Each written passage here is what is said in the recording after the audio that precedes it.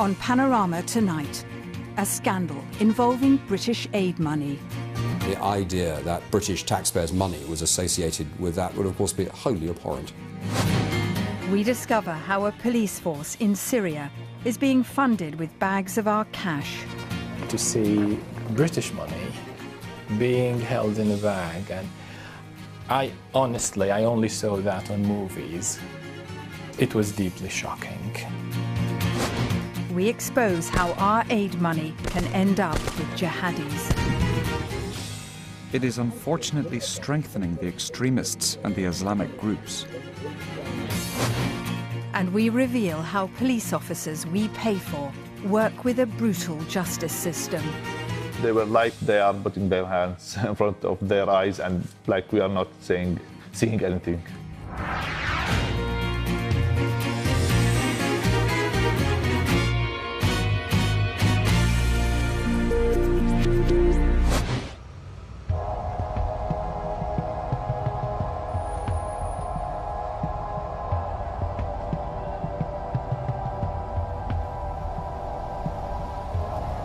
Britain is generous when it comes to helping poorer countries.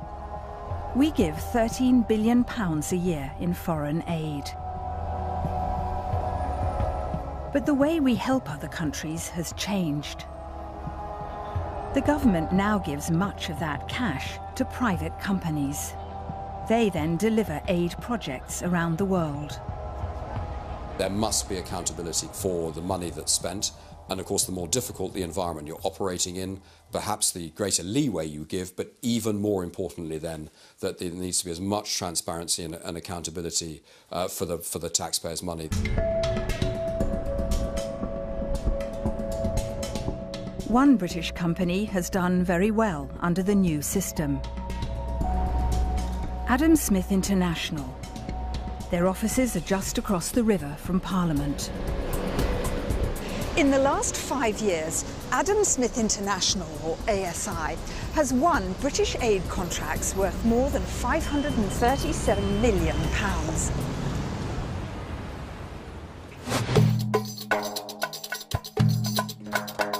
Adam Smith International say they bring expertise and deliver results.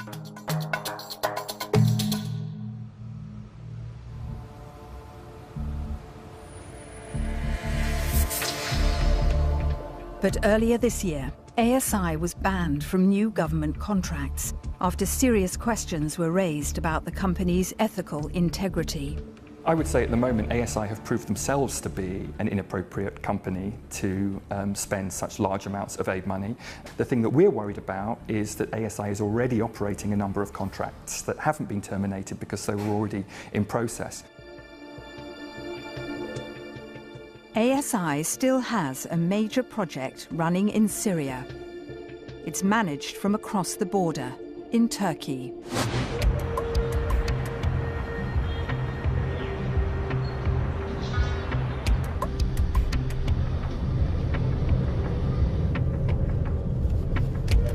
I've come to Gaziantep, the front line for British aid going into Syria. It's delivered by a network of Syrians because it's too dangerous for foreigners to cross the border. I'm on my way to meet someone who worked trying to implement aid programs inside Syria, paid for by British taxpayers. What he saw happening there made him decide to become a whistleblower.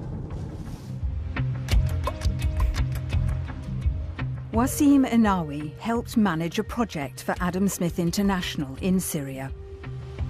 Hello, good morning. Hello, good morning.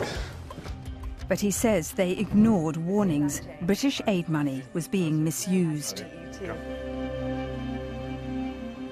What sort of problems did you begin to see very early on the ground, in very simple terms? At the beginning, we start facing the corruption.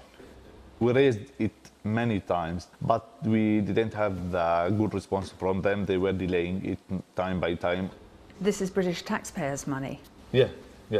What do you think? This money comes from the British tax money. This money is came to my country to help the people there, to help providing projects to benefit the people there. It's now we're just wasting this money, this tax money.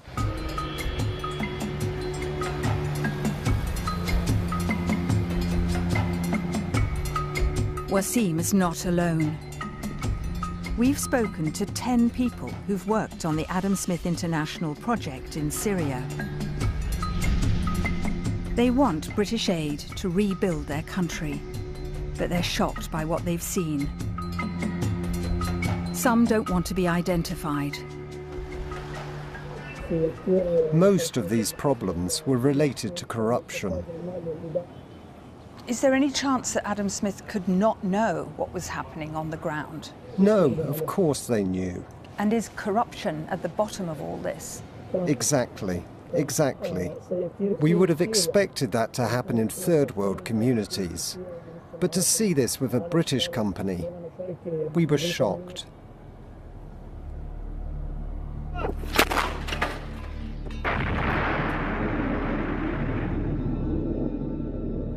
The Syrian people desperately need British aid, but it's difficult to deliver in such a war-torn and risky environment. There does need to be oversight and accountability, and just because it's a war zone doesn't mean that everybody gets a free pass and can spend money willy-nilly without being accountable for the decisions they take.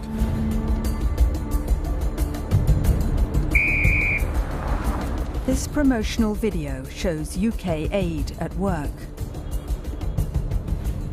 Britain is one of the main donor countries funding the Free Syrian Police. This year alone, we've promised £9 million. Adam Smith International runs the project, paying the police wages, providing uniforms, equipment and stations. Their job is to make communities safer in areas held by opponents of the Syrian regime.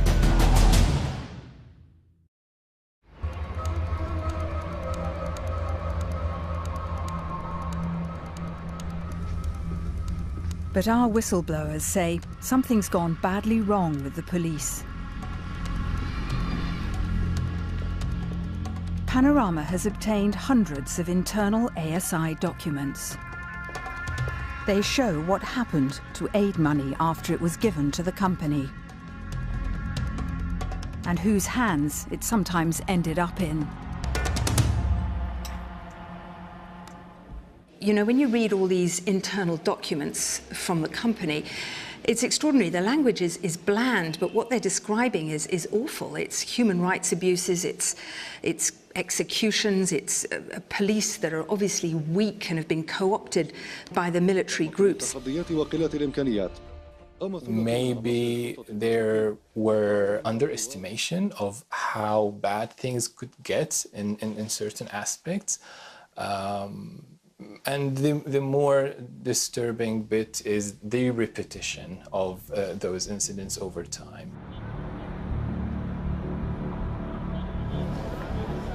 The documents say that dead and fictitious people were on the police payroll, and I want to find out more. I'm going to talk to someone who's working for ASI in Turkey alongside senior management, and he's been across many of the details of their project in Syria. What he's about to tell me could lose him his job. He says there's fraud at many of the police stations the British government's been funding. It was found that stations didn't exist at all. And still the aid continued. Even now we hear reports about stations that don't exist. And this is still being overlooked.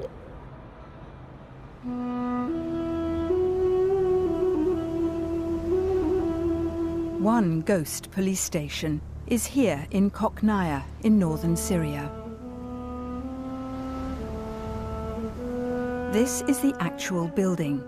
It's pretty small, but it's supposed to be the base for 57 police officers, partly paid for by us.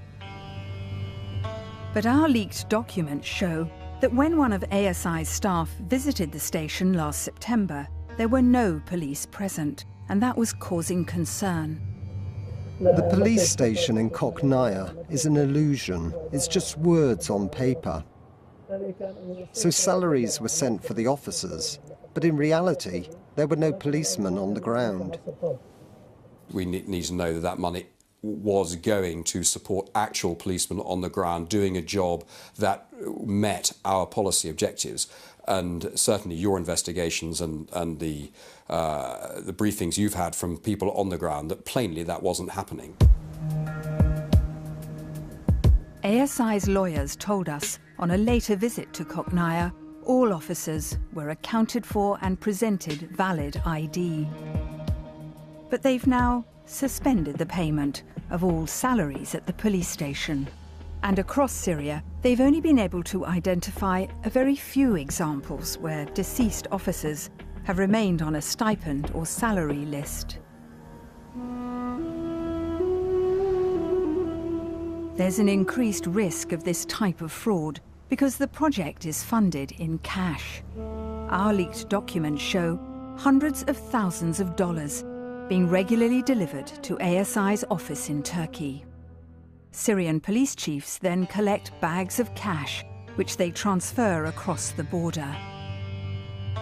I have always thought that there are standards when it comes to handling money. And then to see, again, British money being held in a bag. And I only saw that on movies. It was deeply shocking. ASI says donors like the British government have full knowledge of the payments, and cash is used because there's no practical alternative. But it's what happens to that cash when it gets over the border into Syria that really matters. We've discovered some of it ends up in the hands of extremists. Our aid money is funding jihadis.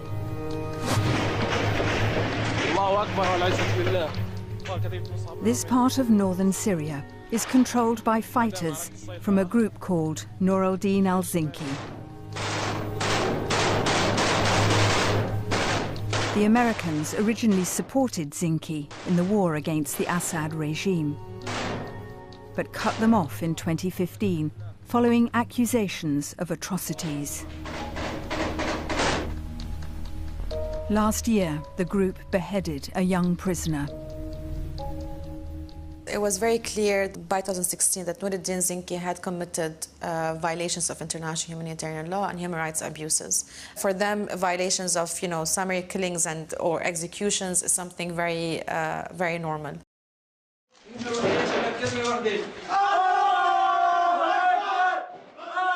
But we've discovered British aid money was routinely given to the extremists by the Free Syrian Police, or FSP. Hi, Yusuf, I'm Jane. Yusuf Huran is a lawyer who worked for the civil administration in an area dominated by Zinki. Thank you for coming to talk to us. Zinki used to get a percentage from the salaries of the Free Syrian Police. It was taking a percentage in return for their services and to create a sort of equilibrium between the police and the fighters. Was this practice of sharing the FSP salary between the FSP and Zinki, was it systematic in the area? How widespread was it? Exactly. It was systematic, not random, and it was run by the civil administration of Zinki.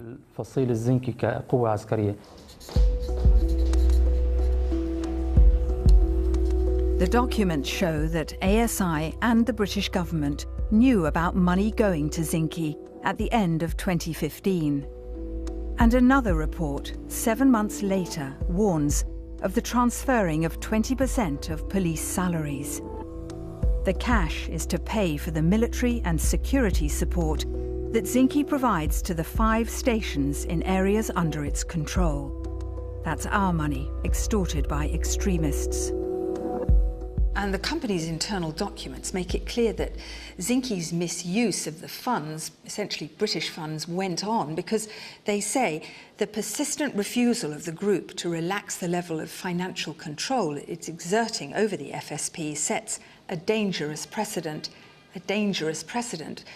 But they didn't stop, they went on.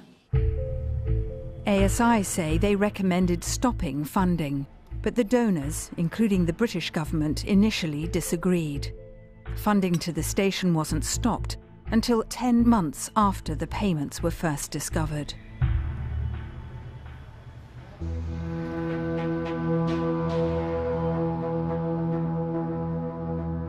Our taxpayer-funded police weren't just paying protection money to Zinki.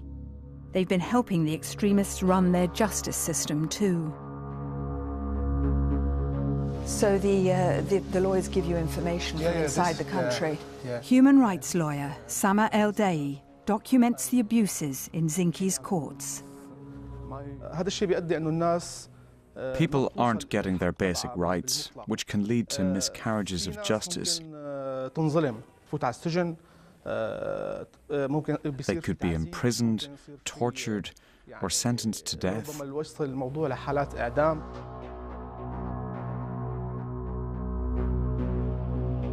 Zinki runs its own court at Al-Qasimiyah and this makeshift prison.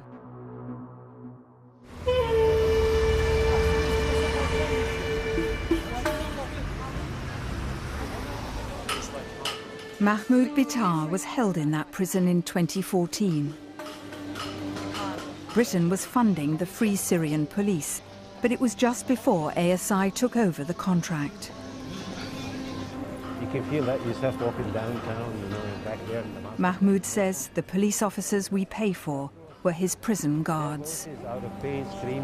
They would put a bag over his head before taking him to Zinki interrogators. Three policemen, he said, "I'm sorry, I have to unfold your eyes and I put that small bag in your head. So I'm sorry, I have to do it." They were there 24/7. They are there all the time. And of course, police, they knew about what's going on. They knew, of course.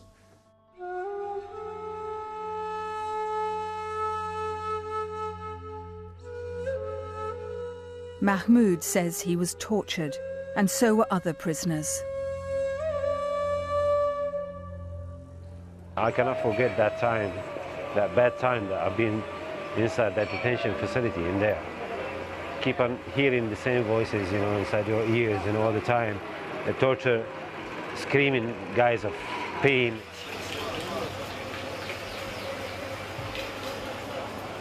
It will remain with you to the end of your life.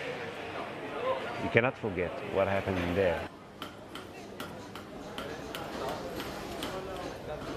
The police officers we fund are still working in Zinki's barbaric system, and the British government knows it's happening.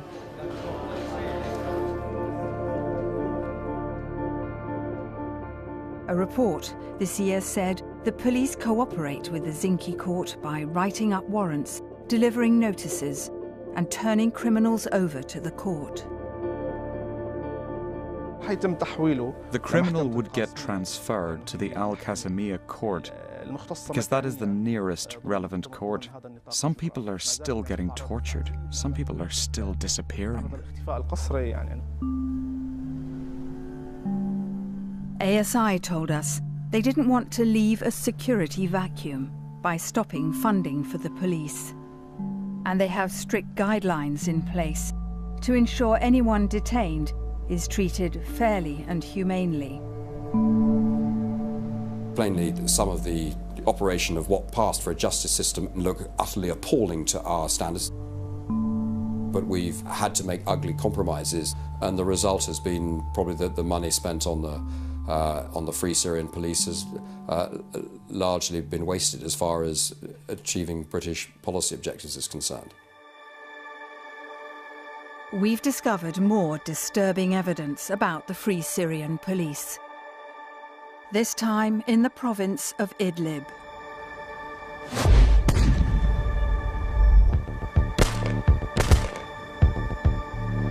This area is run by the Syrian branch of Al-Qaeda, Jabhat al-Nusra. Al-Nusra has been labelled a terrorist group by the British government. But that hasn't stopped the UK helping set up more than 30 police stations here. There is high concern, especially in Idlib. We're aware completely of the level of influence that Jabhat al-Nusra has in every community. But do we have enough tools to safeguard ourselves? That was not necessarily the case, and there is a high risk working with people who are not vetted.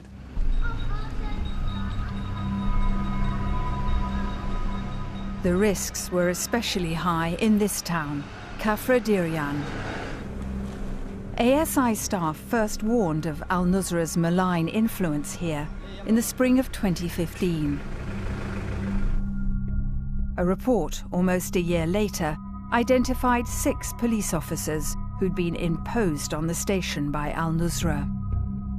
It says police bosses agreed to pay the men to avoid any problems with them. When ASI investigated further, they found the new station commander had also been hand-picked by the extremists. It's a red line working with al-Nusra, with the Free Syrian Police inside of Syria. So they were supporting them with stipends. They were paying their salaries? Or? Salaries, they are making the al-Nusra is getting stronger. ASI told us the issue was detected within 2 months and funding to the station halted. Only $1,800 was paid to the al-Nusra appointed officers. They say that cash was provided by a different donor government, not the UK. But ASI didn't explain how they could be sure it wasn't British money when the whole project is funded by cash.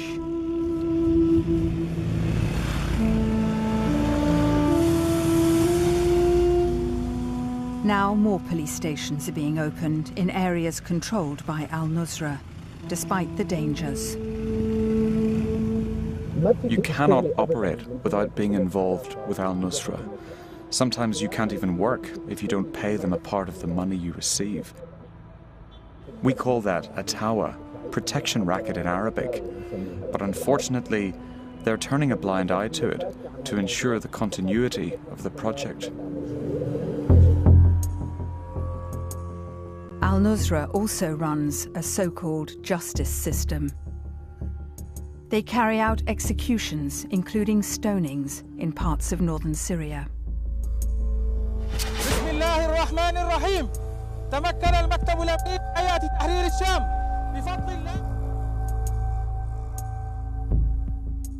This is the kind of justice that the police force we pay for is collaborating with.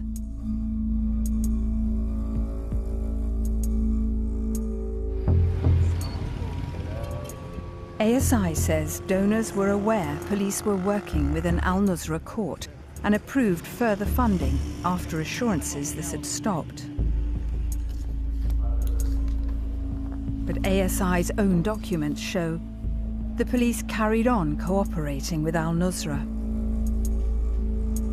It says the FSP station has been known to transfer criminals to the Dar al-Qada, that's the court, for sentencing.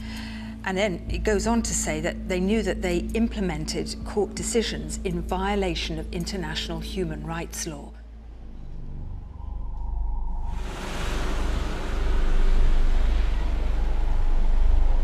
And it gets worse. Officers from the British-funded police were present when 2 women were stoned to death in another part of northern Syria. The police chief claimed they were accidentally passing by.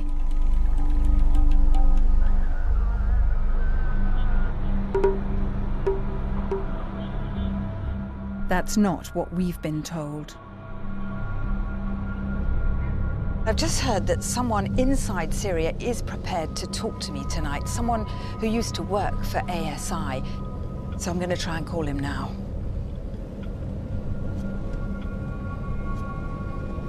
Hello? Oh, hi, it's Jane. Hi, Jane. Our source says the police weren't just there by accident.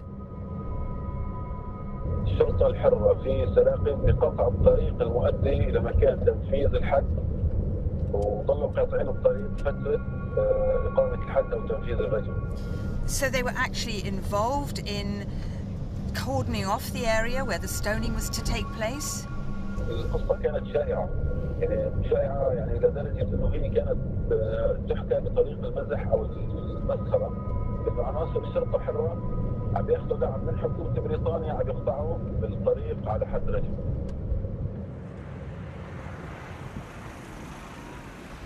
If that is true, Amnesty would be very concerned that the Free Syrian Police would actually, take part in such a horrific violation.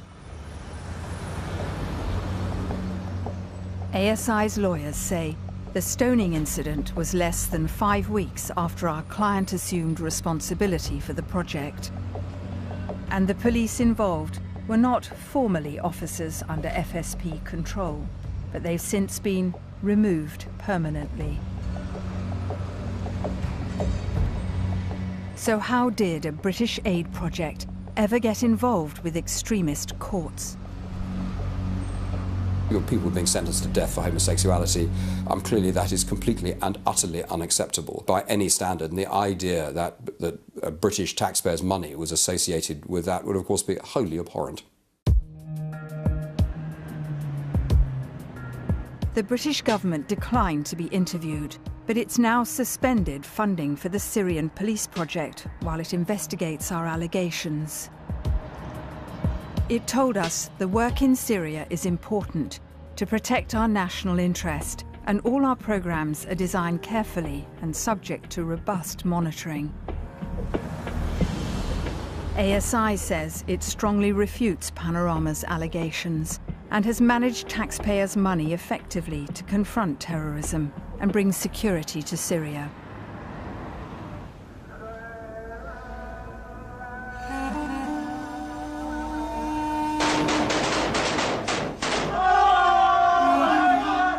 We've revealed how British aid has supported extremists and their brutal form of justice.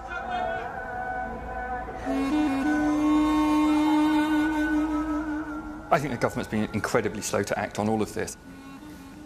What I'd really like to see is the government taking proper responsibility for the way that this money is spent. You simply can't operate aid projects like that with so little scrutiny or accountability. It took the bravery of our Syrian whistleblowers to get real action. They were like they are putting their hands in front of their eyes and like we are not seeing anything. Unfortunately, the money of British taxpayers is being spent very poorly. It is unfortunately strengthening the extremists and the Islamic groups who are currently in control of the majority of opposition areas.